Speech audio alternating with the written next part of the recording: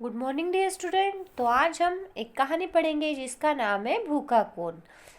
यह कहानी तेनालीराम के ऊपर लिखी गई है। तेनालीराम का नाम तो आपने सुना ही होगा। तेनालीराम यह उनके हजर जवाबी के लिए मशहूर थे। चाहे परिस्थिति कैसी भी हो या कोई भी परेशानी हो और कोई भी प्रश्न हो, हर प्रश्न का जवाब उनके पास होता था। वह बहुत ही बुद्धिमान थे। तेनालीराम कैसे थे? बहुत ही बुद्धिमान थे। उनकी बहुत सी कहानियां हैं। आप लोगों ने भी उनकी कहानियां सुनी होंगी। उसमें से एक कहानी आपको यहाँ पर बताई गई है। तेनालीराम का तेनालीराम के जीवन का एक किस्सा आपको यहाँ पर दिखाया गया है। तो देखिए, बहुत समय पहले की बात है। हमारे देश के दक्षिण भाग में एक राज्य था। उस राज्य का नाम विजयनगर था। दक्षिण भाग में एक राज्य था। उस राज्य का नाम क्या था? विजयनगर। उन दिनों विजयनगर के राजा कृष्णदेवराय थे। उन दिनों विजयनगर के राजा कौन थे? कृष्णदेवराय। कृष्णदेवराय के दरबार में अनेक विद्वान थे। उनमें से एक थे तेनालीराम। वे बहुत ही बुद्धिमान थे। राजा तेनालीराम को बहुत चाहते थे। राजा के दरबार में बहुत से बुद्धिमान थे, पर उसमें से एक थे तेनालीराम, और तेनालीराम को राजा बहुत चाहते थे। एक बार राजा दरबारियों के साथ घूमने निकले। घूमते घूमते वह एक बाग में पहुंचे।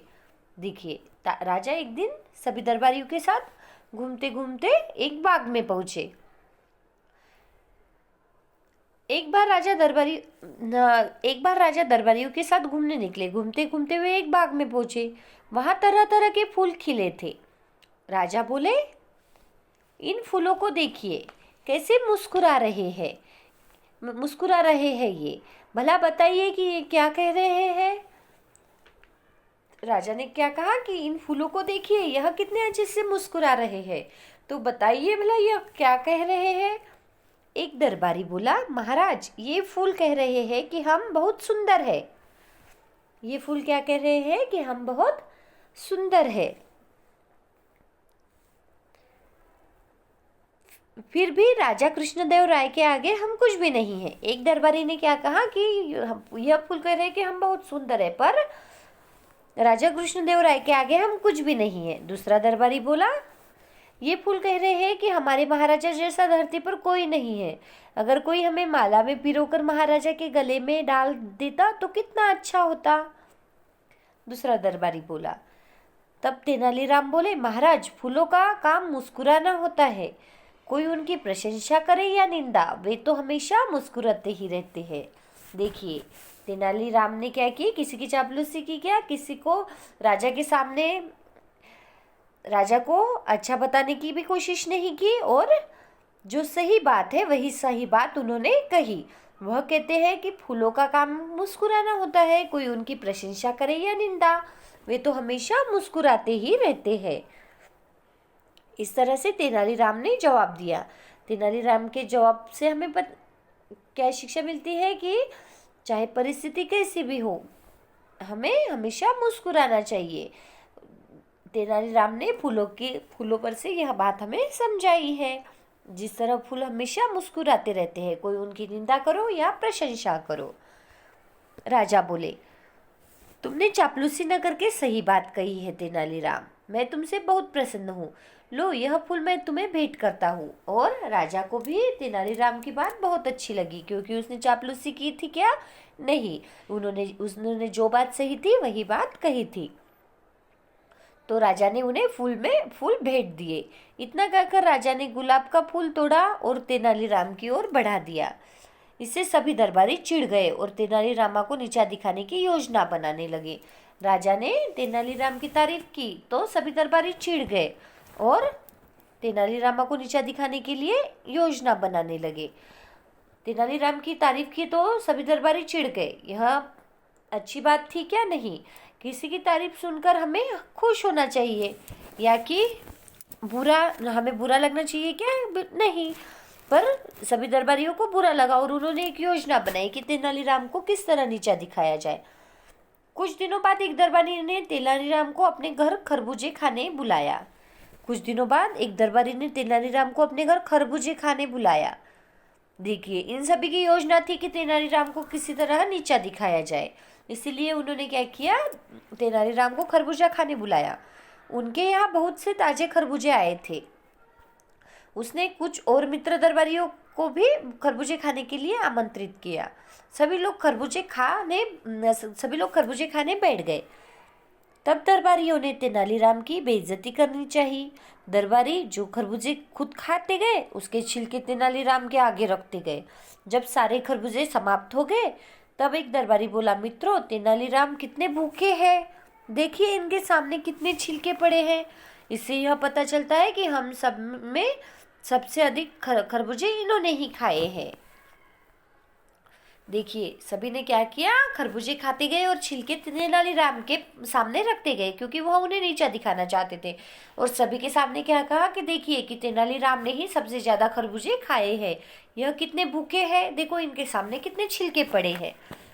तेनालीराम तो हाजिर जवाबी थे ही, वह बहुत ही बुद्धिमान भी थे, तो उन्होंने झट से जवाब दिया। तो उन्होंने क्या कहा, तेनालीराम को जवाब देने में जरा भी देर नहीं लगी। वे दरबारियों से तुरंत बोले, क्षमा कीजिएगा, मुझसे भूखे आप हैं। मैंने खरबूजे का केवल गूदा खाया है और छिलके फेंक दिए। आप लोग तो छिलके भी खाते रहे, क्योंकि आपके सामने एक भी छिलका नहीं है। सभी दरबारियों के सिर शर्म से झुक गए। तभी तेनालीराम ने क्या कहा कि देखिए, मुझसे भूखे तो आप भी हैं, मैंने तो सिर्फ खरबूजे का गूदा खाया है, आपने तो छिलके भी खा लिए, मतलब सबसे ज्यादा भूखे तो आप ही हैं।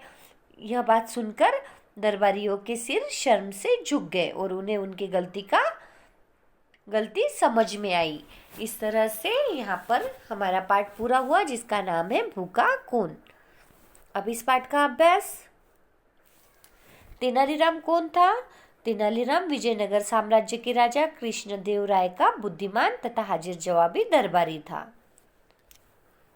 ख का जवाब देखिए, ख प्रश्न है, विजयनगर राज्य कहाँ स्थित था? इसका जवाब, विजयनगर राज्य हमारे देश भारत के दक्षिणी भाग में स्थित था। प्रश्न ग, कृष्णदेव राय ने प्रसन्न होकर तेनालीराम को क्या दिया? कृष्णदेव राय ने प्रसन्न होकर तेनालीराम को गुलाब का फूल दिया। घ, दरबारी ने तेनालीराम को अपने घर क्यों बुलाया?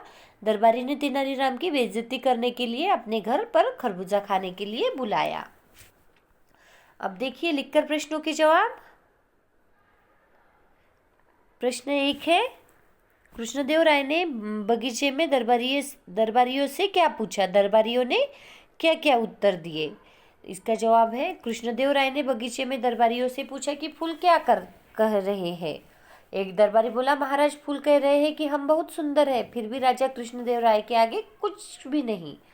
दूसरे दरबारी ने कहा कि ये फूल कह रहे हैं कि हमारे महाराजा जैसा धरती पर कोई नहीं है। अगर कोई हमें माला में पिरोकर महाराज के गले में डाल देता तो कितना अच्छा होता।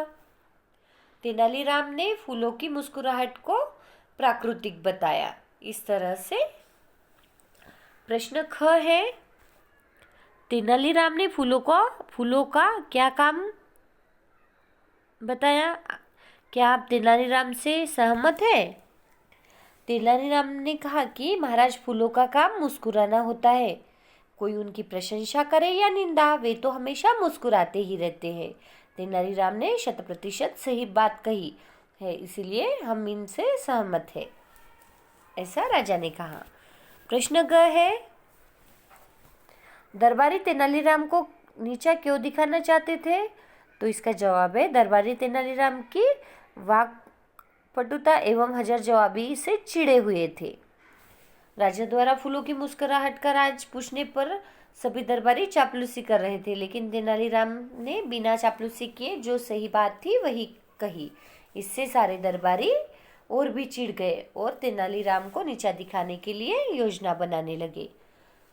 घ प्रश्न है, दरबारियों के सिर शर्म से क्यों झुक गए? तो इसका जवाब नीचे देखिए। दरबारियों में से एक ने तेनालीराम तथा कुछ दरबारियों को खरबूजे खाने के लिए अपने घर पर आमंत्रित किया। सभी लोग खरबूजा खाने बैठ गए। दरबारी जो खरबूजे खाते गए, उसके छिलके तेनालीराम के आगे रखते गए। जब सारे खरबूजे समाप्त हो गए तो एक दरबारी बोला कि देखो, तेनालीराम कितने भूखे हैं, क्योंकि इनके सामने इतने छिलके पड़े हैं जिससे पता चलता है कि तेनालीराम ने सबसे ज़्यादा खरबूजे खाए हैं। तेनालीराम तुरंत बोले कि हमसे भूखे तो आप हैं, क्योंकि आप तो छिलके भी खा गए, क्योंकि आपके सामने एक भी छिलका नहीं है। इससे सारे दरबारियों के सिर शर्म से झुक गए। यहाँ पर लिखकर प्रश्नों के जवाब पूरे होते हैं। उसके बाद है सही का चिन्ह लगाए। आपको वाक्य पढ़ना है और सही जवाब पर सही का चिन्ह लगाना है। प्रश्न 4 है, कोष्टक से उचित शब्द छांटकर वाक्य पूरे करें। वाक्य को पढ़िए और सही शब्द वाक्य में लिखना है।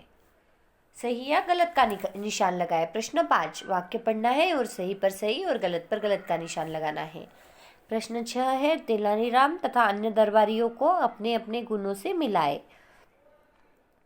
तेनालीराम के गुणों से तेनालीराम को मिलाना है और दरबारियों के गुणों से दरबारियों को मिलाना है। जैसे तेनालीराम अत्यंत बुद्धिमान, राजा के चहेते, हाजिर जवाबी, वाग्पटु, यह सभी गुण तेनालीराम में थे। और दरबारी चापलूस, लालची, हामी हामी लाने वाले, निंदक, षड्यंत्रकारी, है ना। इस तरह से यह गुण दरबारी के थे। इसके बाद है समझकर भाषा को जाने। हाँ, शब्द के जिस रूप से एक या एक से अधिक वस्तु होने का पता चले उसे वचन कहते हैं। वचन के 2 प्रकार होते हैं, एक वचन और बहुवचन। जैसे दरबारी एक वचन और दरबारियों बहुवचन। एक से अधिक होने का पता हमें चलता है बहुवचन में। जैसे फूल फूलों, भाला भाले, खरबूज खरबूजे, भूखा भूखे, भूखे क्या हो गया बहुवचन, छिलका एक वचन और छिलके बहुवचन। इस तरह से आपको पूरा करना है। सही शब्द पर सही का निशान लगाए। शब्द पढ़ना है और जो सही है उसे सही का निशान लगाना है। प्रश्न 9 है, यदि आपसे यह प्रश्न किया जाता कि फूल क्यों मुस्कुरा रहे हैं तो आपका उत्तर क्या होता और क्यों? अगर यही प्रश्न आपसे पूछा जाता तो आपका उत्तर क्या होता, आपको लिखना है। प्रश्न 10 है, तेनालीराम के और भी कई किस्से मशहूर है। उन्हें बहुत समझदार माना जाता था। उनसे जुड़े अन्य किस्सों को ढूंढकर पढ़े व कक्षा में सुनाए। तेनालीराम के बहुत से किस्से मशहूर है, तो आपको उनकी कहानियाँ पढ़नी है।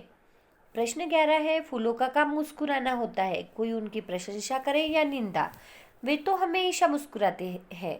फूलों से आपने क्या सीखा, अपने शब्दों में लिखिए।